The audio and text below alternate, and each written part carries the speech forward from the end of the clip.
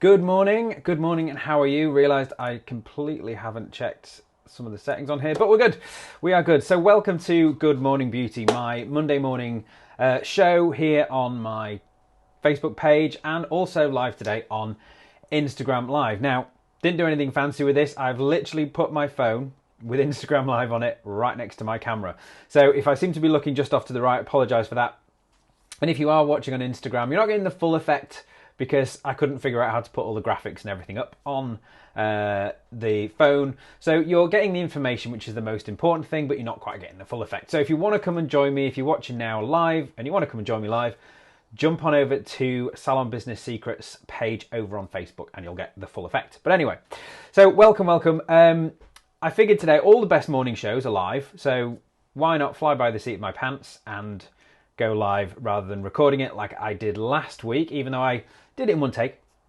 But I thought, let's see what happens this morning. So I've not really practiced, but we have some amazing news to share. Loads of people from last week loved what we were doing. I got so many positive responses about the idea for the show, which is really just an idea that happened over a weekend, and I thought this would be useful to do. But everyone thought it was a great idea, and I've had loads of responses with some good news and some positive vibes to share as well. So I hope you'll enjoy those. So first of all, a quick roundup of some reopening news. Oh, by the way, do you like the new logo wherever it is? Over here somewhere. We slightly updated that so it looked a bit better, but I'm going to make it disappear now because I need to bring up this. So where in the world is open now? We've had a lot of changes happen with this over the week, and I've just realised I forgot to press a button on live. So now I'm live on Instagram. So hi Instagram, sorry, I've forgotten to press the button. So if you're watching me on Instagram, welcome to Good Morning Beauty. I should bring back the logo, but that doesn't make any difference for you. So hello, welcome. If you want to get the full effect of the Good Morning Beauty show, jump over to Facebook, jump over to my Salon Business Secrets page, and you will get all the graphics and everything else. But if you're happy to just stick with me on Instagram, you'll still get all the updates and the news and everything like that. Okay, so quick roundup of where in the world is open. So starting off with Wales. First Minister of Wales announced last week their plans with dates, which was very helpful, as to when businesses can reopen over there. Officially, they're due to review the announced dates on the 6th of July to make sure everything is still going to plan. But as it stands right now, hair salons and beauty salons are down to reopen on Monday, the 13th of July in Wales. Now, I couldn't find any information specifically regarding spas in Wales. But I also couldn't find anything about indoor sports facilities or hotels either. So I'm presuming that they haven't actually announced those yet, and those are still to come. So we're going to have to wait a bit longer for that news in Wales. Ireland surprised everyone on Friday when they announced the bringing forward of their reopening dates for salons and spas, which is brilliant. Originally, they were down to reopen on the 6th of July, but it was announced fairly quietly on Friday that they're bringing forward the reopening date for salons and spas in the Republic of Ireland to the 29th of June, which is amazing. It's fantastic and a great sign as well for everyone who's, wondering what the difference is between, reopening for salons and versus spas is. So hopefully that is a good sign coming from there. Northern Ireland are still slated for reopening on the 6th of July, as far as I can tell. It is difficult trying to get the exact information. However, here in England, we still do not have a reopening date. Now, I had a few run-ins over the weekend on social media with a few people about this and some confusion, misunderstandings that have happened about the government's position on this. So I take my hat off this morning to the British Beauty Council, who over the weekend published a fantastic clarifying article. And in fact, it had this little post at the top of it, I'll move out of the way, which said there is no confirmed date for when close contact services, including hair and beauty, will be able to reopen in England. And that is as of June 21st, and that is still the case today. Now, the government have said their official position was that, if I get the language right, just to make sure, they have unequivocally stated their correct situation is that all forms of personal care businesses, including salons and spas, will not reopen before the 4th of July. That doesn't mean they can reopen on the 4th of July, okay? That's just they will not be reopening before then. Now, however, on that note, let me just get rid of that and bring back There we go, this is going well. So let me just also say the BBC yesterday announced that tomorrow, Tuesday the 23rd of June, the government are expected to make an announcement on both their review of the 2-metre social distancing rule, as well as an announcement specifically about the hospitality industry, which is presumed to include restaurants, bars, pubs, hotels, and hopefully spas and salons as well. So that could be that they will reopen on the 4th of July, but as it stands right now, there has been no such announcement. We still don't know exactly when in England we can reopen, but we are keeping our fingers crossed that it will be the 4th. Now, as I've said, most of Europe is already open to some degree for the salon industries. However, for spas, it seems a lot of places are still closed, and I couldn't find any specific dates on spas reopening in the different parts of Europe. So if anyone has that information, if anyone can share that with me, that would be fantastic, so I can do that whole roundup next week. Australia and New Zealand are generally open too. Things appear to be going very well with no additional restrictions in place or anything like that. There's no backtracking of that, so that seems to be going very well, so they seem to have got it right there. Over in the States, like I said last week, most states appear to be open to some degree, with some fairly strict limitations in place and lots of PPE. But I read over the weekend that California, which was one of the states that was still being very, very cautious in its reopening plans, they've now allowed nail salons and tattoo studios specifically to reopen as of last Friday. Now I'm presuming, because of the tattoo studios, I'm presuming that also means permanent makeup businesses. Not 100% sure about that. I tried to reach out and find out, but I'm not sure. But I would presume that it does. Don't quote me on that. Obviously, I am not an official source of information, just trying to share any updates that we've got to let you know what's going on around the world. So, let me see. I have some people, lots of people waving at me, which is great. Vicky says, hey Vicky, how you doing? Lots of people saying hello. That's great. Okay. So that is kind of my whistle-stop roundup of where is open in the world. Now on that note, so yeah, if you've got any news that you'd like to share with me on those reopening dates, what's happening where you are, that would be really, really handy, so that next week on the show I can have a really good rundown of all the different countries, wherever you might be in the world, exactly what's open, exactly what's not open.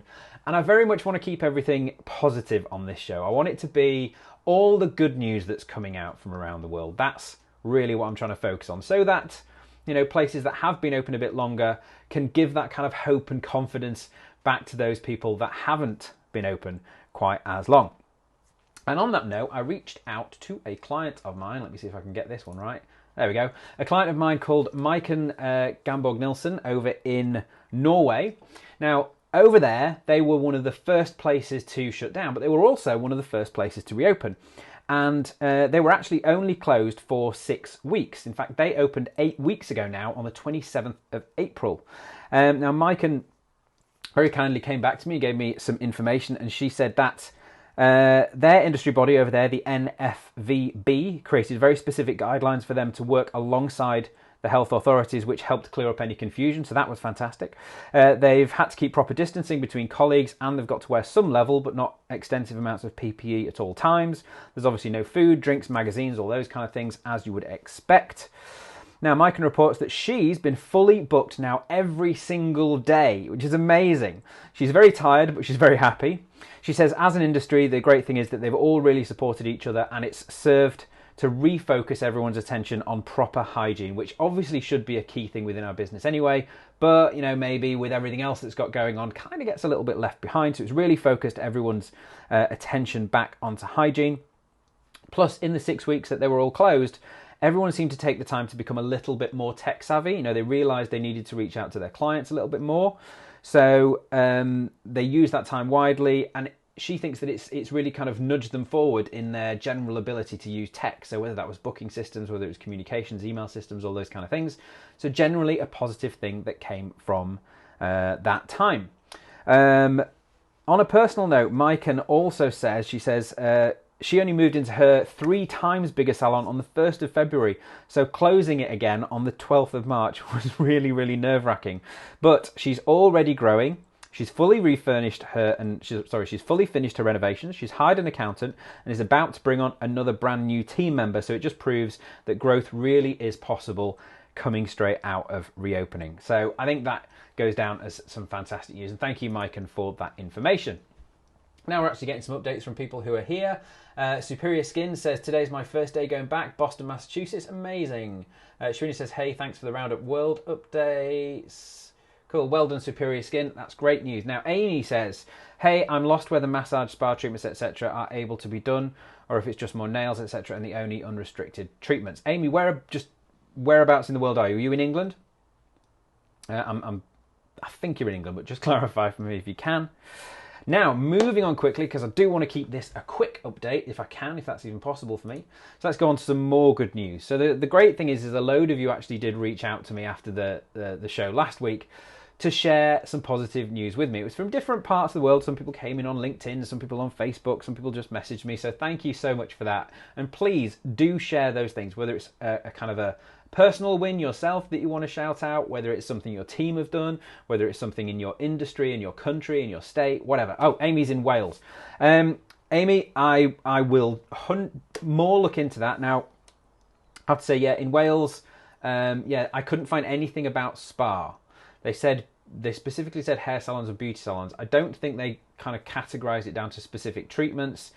I'll tell you what, I will look into that and I will put a comment on this live somewhere in there and try and clarify that for you. And this is another thing as well, because what we have found is the governments all around the world don't fully understand our industry and the sort of nuances that are in there.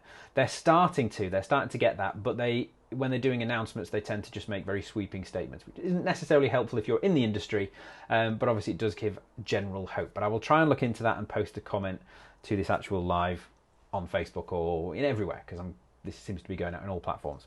So other good news that's come in, let's quickly run through these.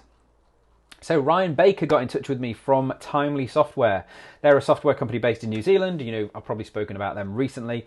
Now, they were wondering if they were about to lose everything 3 months ago when the industry just started shutting down. Obviously, they supply software to salons, and as the salon industry started just shutting down and minimizing every single cost that they had, they were generally worried that they were about to lose everything that they'd worked so hard for over the last few years. However, in May, they had more salons switch to or start using their software than ever before. In fact, more than twice as much as the same time last year, which is amazing. So there's obviously some effect there in terms of the time that people had looking at booking systems, looking at improving things. So that's fantastic news. So brilliant news. Well done. Thank you for that, sharing that timely. Lucy Brearley got in touch, the Sustainable Spa Association, which has been kind of ramping up and giving out information for a while, are going ahead with their launch, which is due to happen in July 2020. Alistair Johnson got in touch from Spa Creators, and he said that construction and development are picking up. Spa Creators got in touch to say they've just submitted planning applications for their latest spa shell development, which is part of their innovative spa design and delivery concept. So the fact that not only is the industry starting to come back, but people are actually building new premises, that's a huge boost of confidence for the industry. So that's great news. Katrina Dunn got in touch from Lavish Gift Cards, and she let me know some great stats actually.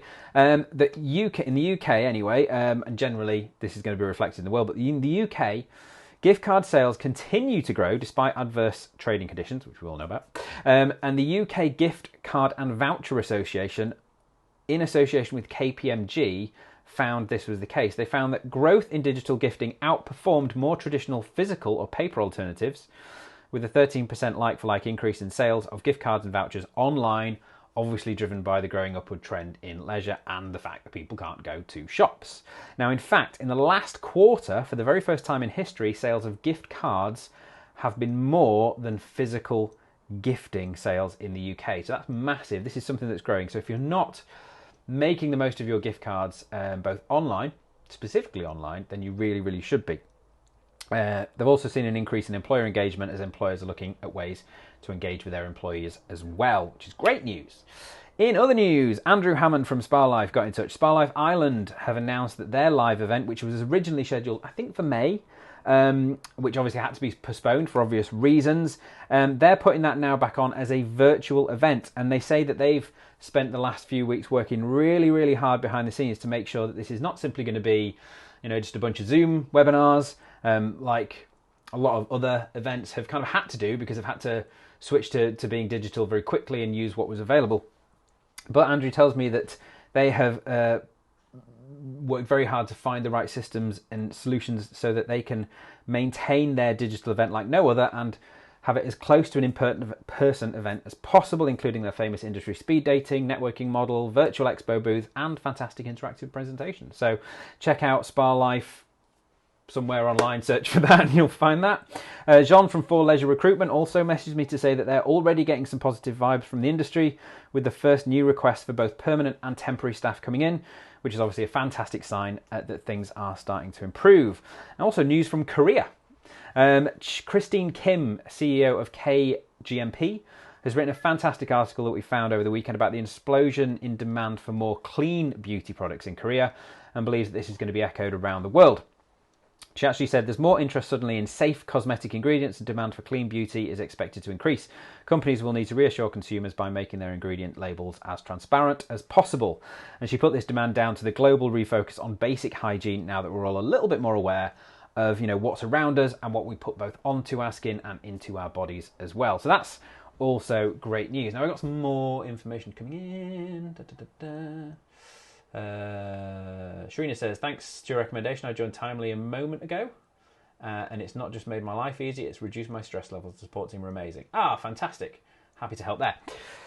What else have we got going on? So I've got some more things to share here. So of all the people that got in touch, I got some general, obviously some stories just telling us what's going on in their businesses and things like that, which has been great, and I love sharing that information. However, I got one truly impassioned set of messages. There wasn't just one, there was a whole series of messages from Danielle Allen at the Gainsborough Spa in the UK. Now, she wanted to get in touch with me because she just wanted to highlight her team so much. I'm going to have to read this so I don't get it wrong. So she said that they were a shining light of positivity, which, let's face it, is what this show is about. She said they were a shining light of positivity during the whole lockdown. They've done courses to develop their own personal well-being and their mental health, as well as to extend this to their guests as well. And I've got a couple of images that she shared with me as well. So she's called them the Dream Team over at the Gainsborough. They've done some, they've all become dementia friends, which is incredible, so that they can reopen as a, I'm going to switch these around, so they can reopen as a dementia-friendly spa when they do so. They've shared this message of hope with their clients on social media, which is what some of these images are. They've been going through lockdown, keeping their own clients informed and excited. The team did most of this off their own back, so without them even asking to do so.